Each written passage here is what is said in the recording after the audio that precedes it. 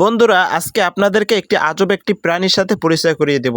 আপনারা যে ভিডিও শুরুতে যে ফটোতে একটি প্রাণী দেখছেন, ওই প্রাণীটাকে আজকে ধরে দেখাবো। আজকে ওই প্রাণীটাকে আপনাকে সরাসরি ভিডিওর মাধ্যমে দেখাবো।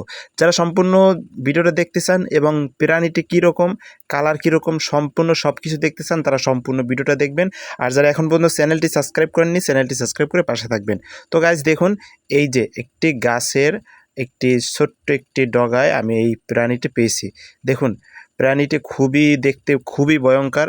আপনি যারা কখনোই দেখেননি, দেখে খুবই ভয় পাবেন। আমি তো প্রথমে দেখে খুবই ভয় পেয়েছি।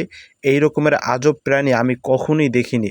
এবং দেখুন তাদের গায়ের কালারগুলো কী, এবং খুবই ভয়ঙ্কর কালার ছিল, যেটা আপনি দেখে অবশ্যই ভয় পাওয়ার মতন একটি কালার। দেখুন, দেখতে বিচ্ছার মতো মনে হচ্ছে। এটা মূলত একটি গুয়ে পোকা বলা হয় এই পোকাকে। দেখুন কিভাবে আক্রমণ করার জন্য কিভাবে করতেছে। আসলে মূলত এটা কোনো বিষধর প্রাণী না, যেটা আমি জানতে পারলাম। কোনো বিষধর প্রাণী না, এটা গুয়ে পোকা বলা হয়। এটা এটার দেখতে খুবই ভয়ঙ্কর, কিন্তু অতটা ভয়ঙ্কর না।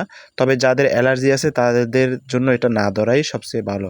তো দেখুন, আমি পোকাটাকে দেখে খুবই ভয় পেয়েছিলাম যে এটা কোন ধরনের পোকা, বা এইরকম পোকা আমি কখনোই দেখিনি। আপনারা কি এই ধরনের পোকার সাথে পরিচিত আছেন কিনা জানাবেন, এবং ভিডিওটা কেমন লাগছে অবশ্যই জানাবেন। দেখুন কত সুন্দর আল্লাহর সৃষ্টি, একটি পোকার ভিতরে কত সুন্দর আকৃতি, যা দেখলে আসলেই অসাধারণ লাগতেছে। তো গাইস, পোকাটাকে আমি মারলাম না, পোকাটাকে অবশ্যই আমি মুক্ত করে দিলাম। একটা পোকা আল্লাহর সৃষ্টি, এটাকে কখনোই মারা ঠিক না। তো বন্ধুরা, আপনারা যারা সম্পূর্ণ ভিডিওটা দেখছেন অসংখ্য ধন্যবাদ, এবং এখনও যারা চ্যানেলটি সাবস্ক্রাইব করেননি, চ্যানেলটি সাবস্ক্রাইব করে পাশে থাকবেন। ধন্যবাদ।